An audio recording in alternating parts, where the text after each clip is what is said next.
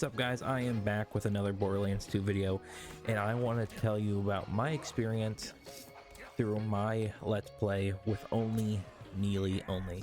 And now you probably will see from the thumbnail or in the beginning of this video what character I pick, just because how good he is with his melee. And of course I'm talking about Krieg. So let's go ahead and start with this video, guys. I'm excited.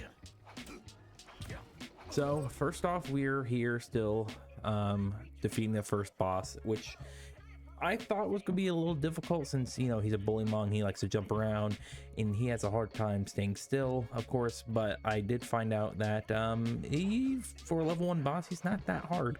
So as you can see, went through this boss just like butter. Had a lot of fun at first, and I realized how bad and broken my controller will be after I am done with this challenge, of course. And I was fighting Boom here, pretty easy guy, don't want to talk much about him, kind of just want to get through this as fast as we can. Then after that, Captain Flynn, of course, he was surprisingly the easiest boss I probably did fight, considering I thought he was going to kick my booty with, of course, this move right here. But unfortunately, he did not even stand a chance as soon as I used my ultimate for this. Cut him down pretty easy. I thought he's going to use his one ability where he takes a lot of reduction, damage reduction. Sorry about that. But no, easy, honestly. I was very shocked. I thought he was going to be my biggest obstacle so far in the game, but unfortunately he was not. But hey, we got a lot more to go through. So when I get through all that, and now I'm at Frostburnt Canyon, the problem I found was badasses. They are a little difficult, considering, you know, they can hurt me pretty well, pretty bad. As you can see here with this clip, he is a monster. I tried to do what with Captain Flint, kind of walk around him and kind of smack him with my ult, but apparently for some reason it did not work very well, and I kind of should have just stayed back and threw my buzz axes at him, but no.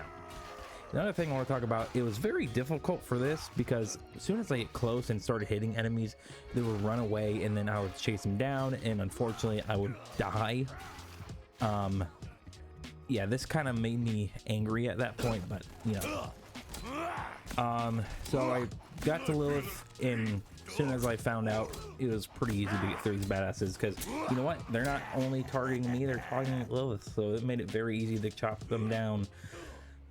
Besides that easy part, and now after that, getting through the dust and all that, I want to talk about here, the Bloodshot Stronghold. Very difficult place. So the plan was I was just to do everything, no side missions, no nothing, just kind of get through the game as fast as I can. And I realized how important side missions are, just because on the basis of leveling. That's what I found out very fast with this, because as you can see here, there's gonna be a lot more badasses here, and I do use my grenades a few times, but unfortunately it does not work very well in my favor. And yeah, these guys are three to four levels higher than me, which made it so much difficult to get through it. But I got through this part. It took me like maybe 40 minutes. It took me way longer. And now this part of the stronghold, this was probably my hardest challenge for it, just because you have 100, well, 100, but that's an exaggeration, like a whole bunch of different enemies shooting at once, a lot more badasses spawning in. And yeah, I do level up quite a bit through this entire place, unfortunately. Well, not unfortunately, but you know what I mean. Besides that, yeah, you'll see here that it took me a while just to do all this. After I went through this area, I finally got to the outside part of the stronghold, and I realized real quick that enemies with armor are going to be a very difficult challenge, because they're just going to take a lot of damage reduction from my buzz axe. Look at that, one melee to the eye on a critical does nothing, unfortunately. And then of course he runs away, I can't get back up, I get frustrated, But luckily he does let me get back up at this point. But yeah, this was a very hard challenge, at least for this part, because no matter how much I tried, not doing a lot of damage, and I had to try to defeat this thing before it decides, hey, I want to get up and leave. And then unfortunately we did not get to that part, so it flies away. We're here at the gulag now, and I can't tell you how long this took me. I probably played this part maybe 30 to 40 minutes for like 2 days, and it made me very, very angry, where I was just saying the words, no, like, come on, man, just give me a little more damage. And then it was kind of like that. It was not a good time for me. But fortunately for me, I did find a Roid shield and a class mod for melee, and oh my goodness, the Roid shield is what I needed for this. Finally, I defeated this monstrosity, and then look at that, Roland saved. We get in here, get out, because I never want to come back to this place. Fortunately, Roland does have my back, so at least some of the fire's off of me. And then on the way to Tiny Tina, of course this part was pretty easy. Just had to go do the main mission, aka go get her badonkadonks back for her bunnies. It's super easy. Cut through these guys like butter, of course. And honestly, at this point, I was also trying to find more things to increase my melee, like a relic maybe, and I have not found anything like that. I did find one for max health, so that was pretty good.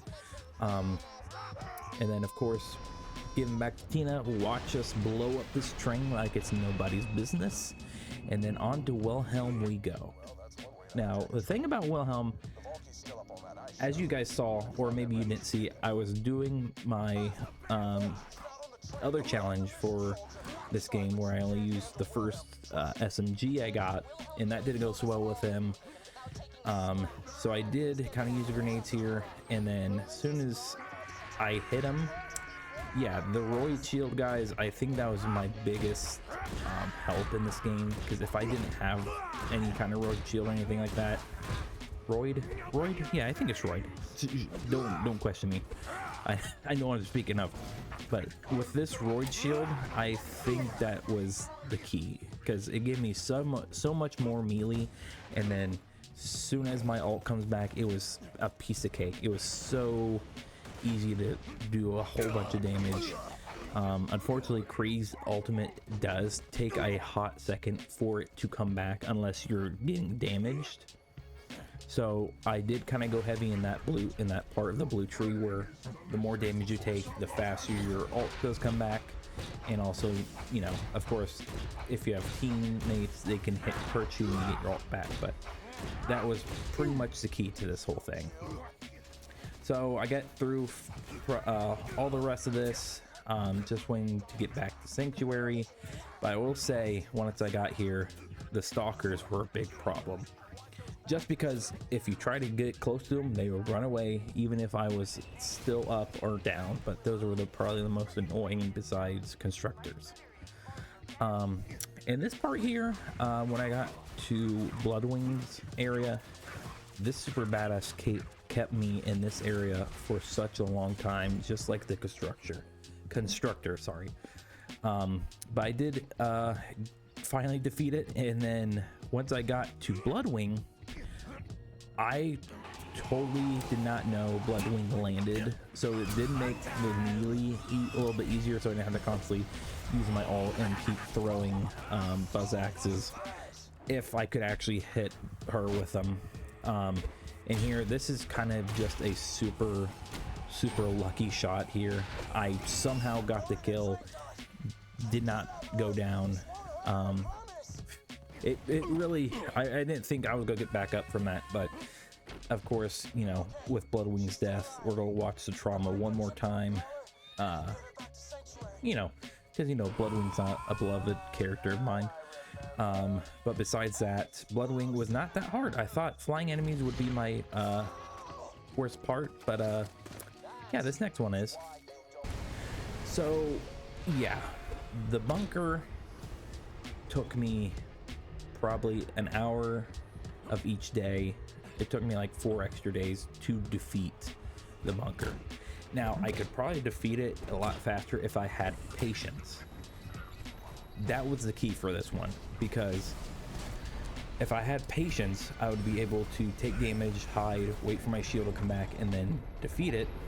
And this is the closest I was before defeating the bunker, and I physically screamed the word no as loud as I could, because that's how angry I was at this point in time. But besides that, I was so excited, so thrilled to defeat the bunker. It felt like nothing could stop me at that point, nothing at all. And I was so excited, just overjoyed, because I didn't think I was going to defeat it that fast. But as I said, it took me like an hour of each day. It took me like maybe 4 or 3 days total. So, oh my goodness. And then I just started looting with joy in my heart, trying to find anything good like relics or new shields, of course, because kind of stay up with it. So that's what I did. Also, at some point I did do side missions to kind of help me with my level, but we defeated Angel, super easy peasy. Then we went off and took the bombs from Tooth Canyon, and then off we go to the next area, which is getting the information to find where Jack is, and then we're on our way to find that man himself, Jack and the Warrior. Now this, well, at least for Jack, it was not that hard of a boss, as you'll see here in this clip. But once I got to this point, I knew the Warrior was going to be my hardest enemy, just because there's no way of me getting to it with my melee besides throwing Bud's axes. But as I said, you'll see how fast I kill Jack, because I don't want to jump ahead into the Warrior yet. Of course, I use slag, which, oh my god, such a useful element if you don't know. Jack went down with a few slices, boom bam. Yeah, so when I started fighting the Warrior, I was like, okay, this is not too hard. This is not a hard battle. Really, it only took was this. I probably died in total of 3 times to the Warrior. I was so overjoyed, I kind of just kept smacking myself in the face. I was like, yes, the challenge is finally done. And, you know, Warrior wasn't that bad. I honestly thought Warrior was going to be my biggest problem besides the bunker, but he was perfect. He was just the perfect boss to kind of end this off on a sweet spot.